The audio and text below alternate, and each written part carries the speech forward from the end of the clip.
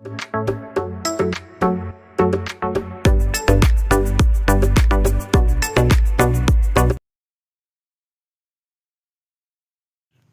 Morning, ഏവർക്കും study Nifty മലയാളത്തിൻ്റെ daily market ന്യൂസിലേക്ക് സ്വാഗതം. ആദ്യം നമ്മുടെ മാർക്കറ്റിലേക്ക് വരാം. ഇന്നലെ ഒരു കൺസോൾട്ടേഷനിലായിരുന്നെങ്കിലും പോസിറ്റീവിലായിരുന്നു നിഫ്റ്റി ക്ലോസ് ചെയ്തിട്ടുള്ളത്. ഇന്നലെ ചെറിയ പോസിറ്റിവിറ്റിയിലാണെങ്കിലും നിഫ്റ്റി ബാങ്കും മിഡ് ക്യാപ്പും സ്മോൾ ക്യാപ്പും എല്ലാം പോസിറ്റീവിലാണ് ക്ലോസ് ചെയ്തിട്ടുള്ളത്. India Vicks 1% ഇടിവുണ്ടാക്കി. ഇനി ഇന്നത്തെ ഏറ്റവും മുഖ്യമായിട്ടുള്ള വാർത്ത എന്ന് പറയാനുള്ളത്, ഇന്ത്യയും അമേരിക്കയും തമ്മിലുള്ള ഇടക്കാല വ്യാപാര കരാർ ഒരു അന്തിമ ഘട്ടത്തിലേക്ക് കടന്നിരിക്കുകയാണ്. അമേരിക്കൻ ട്രേഡ് പ്രതിനിധി ജാമിസൺ ഗ്രീർ ഇന്ന് ഇന്ത്യ സന്ദർശിക്കും. അദ്ദേഹം കേന്ദ്ര വാണിജ്യ മന്ത്രി പീയൂഷ് ഗോയലും മറ്റു മുതിർന്ന ഉദ്യോഗസ്ഥരുമായി കൂടിക്കാഴ്ച നടത്തും. അദ്ദേഹം ഇന്നും നാളെയുമായിട്ടായിരിക്കും ഇന്ത്യ സന്ദർശിക്കുക. കൂടാതെ ഇതിൻ്റെ പ്രധാനപ്പെട്ട ലക്ഷ്യം എന്ന് പറയുന്നത് നമുക്ക് അറിയാവുന്നതുപോലെ തന്നെ ഇടക്കാല വ്യാപാര കരാറിന് ഒരു അന്തിമ രൂപം നൽകുക എന്നത് തന്നെയാണ്. ജൂൺ 2 മുതൽ 4 വരെ ഡൽഹിയിൽ നടന്ന ഉദ്യോഗസ്ഥ തല ചർച്ചകൾക്ക് പിന്നാലെയാണ് ഈ സന്ദർശനം. വാണിജ്യമന്ത്രി പീയൂഷ് ഗോയൽ മുൻപ് പറഞ്ഞത് ജൂലൈ മധ്യത്തോടെ BTA-യുടെ ആദ്യഘട്ട കരാർ നടപ്പിലാക്കാൻ ഇരു രാജ്യങ്ങളും ലക്ഷ്യമിടുന്നു എന്നാണ്. കഴിഞ്ഞ ആഴ്ചയാണ് G7 ഉച്ചകോടിക്കിടെ അമേരിക്കൻ പ്രസിഡന്റ് ഡൊണാൾഡ് ട്രംപും ഇന്ത്യൻ പ്രധാനമന്ത്രി നരേന്ദ്രമോദിയും കൂടിക്കാഴ്ച നടത്തിയത്. ഏതായാലും ഈ ഒരു കരാർ യാഥാർത്ഥ്യമാവുകയാണെങ്കിൽ അത് ഒരുപാട് കാലങ്ങളായിട്ട് സമ്മർദ്ദം നേരിടുന്ന IT സെക്ടറിനും കൂടാതെ ഫാർമ, ടെക്സ്റ്റൈൽ, ഓട്ടോ ഘടകങ്ങൾ, കയറ്റുമതി അധിഷ്ഠിതമായിട്ടുള്ള കമ്പനികൾ ഇവയ്ക്കൊക്കെ പോസിറ്റീവ് ആവാൻ സാധ്യതയുണ്ട്. അദ്ദേഹത്തിൻ്റെ സന്ദർശനവുമായി ബന്ധപ്പെട്ടിട്ടുള്ള കൂടുതൽ അപ്ഡേറ്റ്സ് നമുക്ക് വരുന്ന മണിക്കൂറുകളിലൊക്കെ പ്രതീക്ഷിക്കാവുന്നതാണ്. ഗ്ലോബൽ മാർക്കറ്റുകളിലേക്ക് വന്നാൽ അമേരിക്കയും ഇറാനും തമ്മിലുള്ള ചർച്ചകൾ സ്വിറ്റ്സർലാൻഡിൽ നടന്നുകൊണ്ടിരിക്കുകയാണ്. അമേരിക്കയും ഇറാനും തമ്മിലുള്ള ചർച്ചകൾ ഭീഷണികളും പരാതികളും നിലനിന്നിട്ടും മികച്ച പുരോഗതി കൈവരിച്ചു എന്ന് American vice president JD Vance അറിയിച്ചു. വാരാന്ത്യത്തിൽ ചർച്ചകൾക്ക് നേരിയ തിരിച്ചടി നേരിടുന്നുണ്ടായിരുന്നു.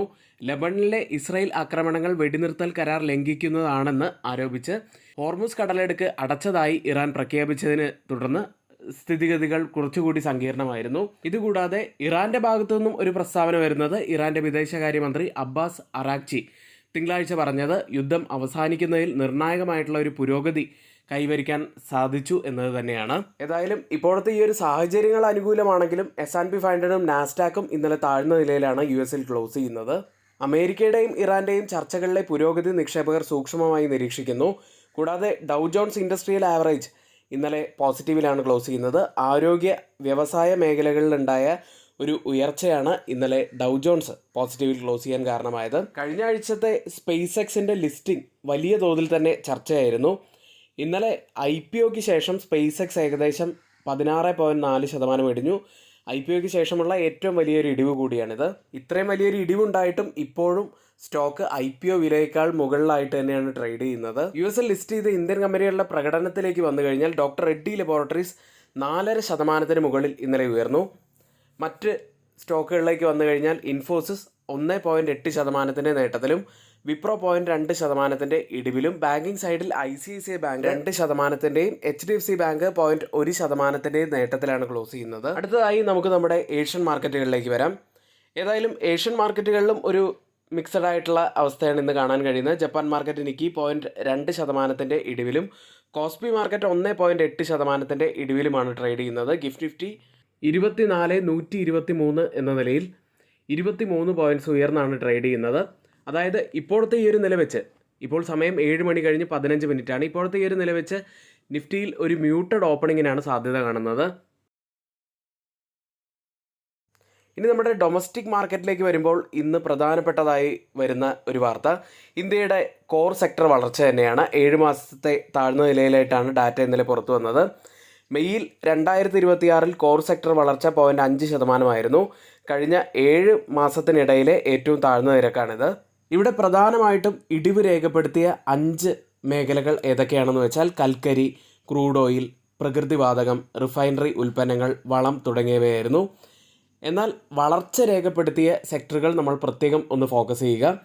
വൈദ്യുതി, സിമൻറ്റ്, സ്റ്റീൽ തുടങ്ങിയ മേഖലകളാണ് നല്ല വളർച്ച കൈവരിച്ചിരിക്കുന്നത്. ഇതിൽ നമ്മൾ പറഞ്ഞതുപോലെ തന്നെ റിഫൈനറി ഉൽപ്പാദനത്തിലെ 8.7% ഇടിവാണ് കോർ സെക്ടറിനെ ഏറ്റവും കൂടുതൽ ബാധിച്ചിരിക്കുന്നത്. പശ്ചിമേഷ്യയിലെ സംഘർഷത്തിൻ്റെയും ആഘാതത്തിൻ്റെയൊക്കെ ഭാഗമായിട്ടാണ് റിഫൈനറി മേഖലയെ ഇത് കാര്യമായിട്ട് ബാധിക്കാനുള്ള ഒരു കാരണവുമായത്. ഇനി ഈ കോർ സെക്ടർ ദുർബലമാകുന്നത് ഇന്ത്യയുടെ വ്യാവസായിക വളർച്ചയുടെ വേഗം കുറയ്ക്കും എന്നതാണ് പ്രധാനപ്പെട്ട ഒരു നെഗറ്റീവ് ഫാക്ടറായിട്ട് വരാൻ സാധ്യതയുള്ളത്. ഇനി വളരെ പോസിറ്റീവായിട്ടുള്ളൊരു വാർത്തയിലേക്കാണ്. കഴിഞ്ഞ കുറേ കാലങ്ങളായിട്ട് FDIസിൻ്റെ നിക്ഷേപങ്ങൾ കുറയുന്നു എന്ന രീതിയിലുള്ള വാർത്തകളാണ് നമുക്ക് കിട്ടിക്കൊണ്ടിരിക്കുന്നത്. എന്നാൽ ഇപ്പോൾ ഇതാ ഇന്ത്യയിലേക്ക് വിദേശ നിക്ഷേപം കുതിച്ചുകൊണ്ടിരിക്കുന്നു. ഏപ്രിലിൽ നെറ്റ് FDI 4 മടങ്ങിലേറെ ഉയർന്നിരിക്കുന്നു. നെറ്റ് FDI ഏപ്രിൽ 2026 6.6 ബില്യനായി. കഴിഞ്ഞ വർഷത്തിലെ 1.6 ബില്യണിൽ നിന്ന് വൻ കുതിപ്പാണ് ഇപ്പോൾ ഉണ്ടായിരിക്കുന്നത്. ഇപ്പോഴത്തെ ഗ്രോസ് FDI ആയി പുറത്തു വന്നിരിക്കുന്നത് $15.3 ബില്യൺ. കഴിഞ്ഞ വർഷത്തെ $9.3 ബില്യൺ അപേക്ഷിച്ച് ഏകദേശം 64% വർധനവാണ് വന്നിരിക്കുന്നത്. പശ്ചിമേഷ്യയിലെ യുദ്ധ സാഹചര്യങ്ങൾക്കിടയിലും FDI ശക്തമായി തുടരുന്നത് ഇന്ത്യയിലേക്കുള്ള ആഗോള നിക്ഷേപങ്ങളുടെ വിശ്വാസം വർദ്ധിക്കുന്നു എന്നതിൻ്റെ സൂചനകളാണ്. ഇനി ഇന്നത്തെ പ്രധാനപ്പെട്ട ഇവൻറ്റ്സുകൾ എന്തൊക്കെയാണെന്ന് നോക്കാം. ജപ്പാനിൽ നിന്നും കോർ CPI ഇൻഫ്ലേഷൻ ഡാറ്റ പുറത്തു വരുന്നുണ്ട്. സിംഗപ്പൂരിൽ നിന്ന് കോർ CPI ഇൻഫ്ലേഷൻ ഡാറ്റയും മെയ് മാസത്തെ CPI ഇൻഫ്ലേഷൻ ഡാറ്റയും പുറത്തു വരുന്നു. US നിന്നും services manufacturing PMI data June മാസത്തേതായിട്ട് പുറത്തു വരുന്നുണ്ട്. ഇന്ത്യയിലേക്ക് വന്നു കഴിഞ്ഞാൽ ഡൊമസ്റ്റിക് ആയിട്ടുള്ളതിൽ manufacturing and services PMI June മാസത്തെ PMI ഡാറ്റ പുറത്തു വരുന്നു. കൂടാതെ നിഫ്റ്റിയുടെ വീക്ക്ലി എക്സ്പയറി ഡേ ഇന്നാണ്. കൂടാതെ നമ്മൾ നേരത്തെ പറഞ്ഞതുപോലെ തന്നെ ഇന്നും നാളെയുമായിട്ട് US ട്രേഡ് പ്രതിനിധിയായിട്ടുള്ള ജാമീസൺ ഗ്രീർ ഇന്ത്യ സന്ദർശിക്കുന്നുണ്ട്. അടുത്തതായി കേരളത്തിലെ ഗോൾഡ് പ്രൈസാണ്. കേരളത്തിലെ ഗോൾഡ് പ്രൈസ് ഇന്നലെ പവന് 1,80,520 എന്ന നിലയിലായിരുന്നു. യുദ്ധം അവസാനിക്കുന്നു എന്നുള്ള പ്രതീക്ഷകൾ വളരെയേറെ ഉയർന്നതുകൊണ്ട് തന്നെ ഇന്നലെ ഓയിൽ പ്രൈസുകളൊക്കെ വലിയ ഇടിവാണ് നേരിട്ടത്. ബ്രണ്ട് ഫ്യൂച്ചേഴ്സ് $77.81 പെർ ബാരൽ എന്ന നിലയിലാണ് ഇപ്പോൾ ട്രേഡ് ചെയ്യുന്നത്. ക്രിപ്റ്റോ കറൻസിയിലേക്ക് വന്നാൽ ബിറ്റ്കോയിൻ $64,000 ട്രേഡ് ചെയ്യുന്നു. അടുത്തതായി FIDA ആക്ടിവിറ്റിയിലേക്കാണ്. FIS മിക്സഡ് ആയിട്ടാണ് ഇപ്പോൾ ഈ ദിവസങ്ങളിലൊക്കെ അവരുടെ ആക്ടിവിറ്റി നടന്നുകൊണ്ടിരിക്കുന്നത്. ഇന്നലെ 636 കോടി രൂപയ്ക്ക് മാത്രമാണ് അവർ ക്യാഷ് മാർക്കറ്റിൽ സെൽ ചെയ്തത്. DIs ആവട്ടെ 1036 കോടി രൂപയ്ക്ക് ബൈ ചെയ്തു. ഇന്ന് നമ്മുടെ വിപണിയിൽ ചർച്ചയാവാൻ സാധ്യതയുള്ള ഏറ്റവും കോറായിട്ടുള്ള ചില ഹൈലൈറ്റ്സ് ആണ് നമ്മളിവിടെ ഷെയർ ചെയ്തിരിക്കുന്നത്. നമ്മുടെ ഈ പ്രീ മാർക്കറ്റ് വീഡിയോയ്ക്ക് എല്ലാവരുടെയും പിന്തുണ ആവശ്യമാണ്. അതിനായിട്ട് എല്ലാവരും വീഡിയോ കാണുന്ന എല്ലാവരും ദയവ് ചെയ്ത് ഒന്ന് ലൈക്ക് ചെയ്യാൻ ശ്രമിക്കുക. പ്രധാനപ്പെട്ട ചില സ്റ്റോക്ക് ന്യൂസുകൾ നോക്കാം. അതിനു മുന്നേയായി ടെലഗ്രാം ഇന്ന് മുതൽ ഇന്ത്യയിൽ വീണ്ടും തിരിച്ചെത്തിയിരിക്കുകയാണ്. അപ്പോൾ നമ്മുടെ എല്ലാ എഡ്യൂക്കേഷണൽ വ്യൂസും നമ്മൾ നമ്മുടെ ഗ്രൂപ്പുകളിൽ ഇന്ന് ഷെയർ ചെയ്യുന്നുണ്ട്. അതുകൊണ്ട് തന്നെ ആർക്കെങ്കിലും നമ്മുടെ പ്രീമിയം എഡ്യൂക്കേഷൻ ടെലഗ്രാം ചാനലിൽ ജോയിൻ ചെയ്യാൻ താല്പര്യമുണ്ടെങ്കിൽ തൊട്ട് മുകളിൽ കൊടുത്തിരിക്കുന്ന വാട്സാപ്പ് നമ്പറിൽ ഇപ്പോൾ തന്നെ മെസ്സേജ് അയച്ച് നിങ്ങൾക്ക് ജോയിൻ ചെയ്യാവുന്നതാണ്. സ്റ്റോക്ക് ന്യൂസിലേക്ക് ആദ്യം ക്രാഫ്റ്റ്മാൻ ഓട്ടോമേഷൻ എന്ന കമ്പനിയാണ്. പ്രൊമോട്ടർ 2.01% ഓഹരികൾ ബ്ലോക്ക് ഡീലിലൂടെ വിൽക്കാൻ സാധ്യതയുണ്ട്. ഇടപാട് മൂല്യം 484 കോടി രൂപയാണ്. അടുത്തതായി JSW ഇൻഫ്രാസ്ട്രക്ചർ എന്ന കമ്പനിയാണ്. QIP വഴി ഫണ്ട് സമാഹരണം ആരംഭിച്ചു. ഫ്ലോർ പ്രൈസായി നിശ്ചയിച്ചിരിക്കുന്നത് 290.35 രൂപയാണ്. മറ്റൊരു കമ്പനി വോഡാഫോൺ ഐഡിയയാണ്. 1182.5 കോടി രൂപ സമാഹരിക്കാൻ 430 കോടി രൂപയുടെ വാറണ്ടുകൾ കമ്പനി ബോർഡ് അനുവദിച്ചു. അടുത്തത് ബെൽ എന്ന കമ്പനിയാണ്. ഭാരത് ഇലക്ട്രോണിക്സ് എന്ന കമ്പനി 1081 കോടി രൂപയുടെ പുതിയ പ്രതിരോധ ഓർഡർ കമ്പനി നേടിയിരിക്കുന്നു. അടുത്തത് അപ്പർ ഇൻഡസ്ട്രീസ് എന്ന കമ്പനിയാണ്. സൗദി ആരാംകോയുടെ ബേസ് ഓയിൽ കമ്പനിക്ക് ബേസ് ഓയിൽ വിതരണം ചെയ്യാനുള്ള ഒരു കരാർ കമ്പനി നേടിയിരിക്കുന്നു. അടുത്തതായി ഹിന്ദുസ്ഥാൻ സിങ്ക് എന്ന കമ്പനിയാണ്. ഖനന പ്രവർത്തനങ്ങളിൽ ഗ്രീൻ ഹൈഡ്രജൻ ഉപയോഗം പരിശോധിക്കാൻ ധാരണാപത്രം ഒപ്പുവെച്ചു. അടുത്തത് ലെമൺ ട്രീ ഹോട്ടൽസ് എന്ന കമ്പനിയാണ്. നേപ്പാളിലെ ജൻപൂരിൽ പുതിയ ഹോട്ടൽ കമ്പനി ആരംഭിക്കും. അടുത്തതായി യാഷ് ഹൈ വോൾട്ടേജ് എന്ന കമ്പനിയാണ്. ഉൽപാദനശേഷി വർദ്ധിപ്പിക്കാൻ 151 കോടി രൂപ കമ്പനി സമാഹരിക്കാൻ ഒരുക്കുന്നു. Knowledge marine and engineering works എന്ന കമ്പനിയാണ് അടുത്തത്. ജൂൺ 26 ഫണ്ട് സമാഹരണം പരിഗണിക്കാൻ ബോർഡ് യോഗം ഇന്ന് ചേരും.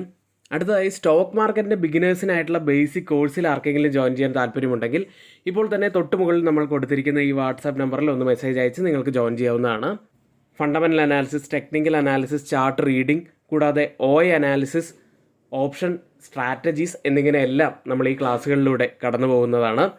അപ്പോൾ ആർക്കെങ്കിലും ജോയിൻ ചെയ്യണമെങ്കിൽ ഇപ്പോൾ തന്നെ ആ മെസ്സേജ് വാട്സപ്പ് നമ്പറിൽ ഒന്ന് മെസ്സേജ് അയയ്ക്കുക.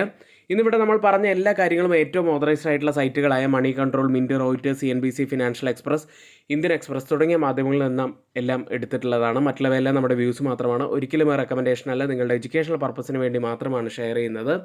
എങ്കിൽ ഇന്നത്തെ ഈ വീഡിയോ ഇവിടെ പൂർത്തിയാവുന്നു. ഏവർക്കും നന്ദി.